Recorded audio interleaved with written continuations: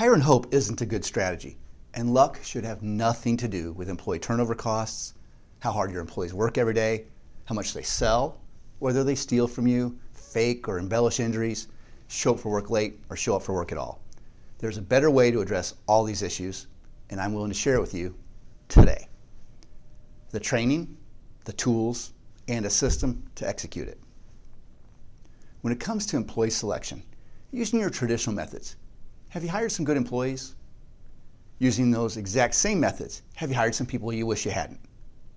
What's that taught you? If you're like most hiring managers, you've realized that the traditional methods don't help predict success on a consistent basis. When it comes to employee engagement and retention, have you ever been in a role that didn't suit you, or have you ever been mismanaged? What was your productivity like during that period of time?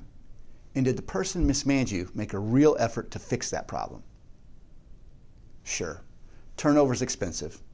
Recruiting, retraining, lost sales, lost customers, new learning curves, etc. But I'm not convinced that turnover is the biggest cost associated with hiring mistakes.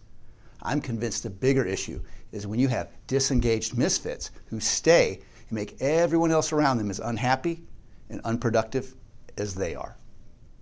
The sad truth is that it's not your fault. The deck has been stacked against you, and I want to help. When it comes to interviews, your decisions are only as sound as the facts in which they're based. But according to articles I've read in Inc. magazine and Entrepreneur magazine, 1/3 of resumes are embellished. And I saw an article in Restaurants and Institutions magazine years ago that said 73% of applications are embellished and or contain inaccuracies. So for the sake of discussion, let's shoot right down the middle and say 50% of what you have is embellished and or inaccurate. The big problem you have is knowing which half is fact and which half is fiction. Yet you're still expected to conduct an effective interview. You can and should do criminal background checks, but that only tells you if someone was caught and convicted of a crime.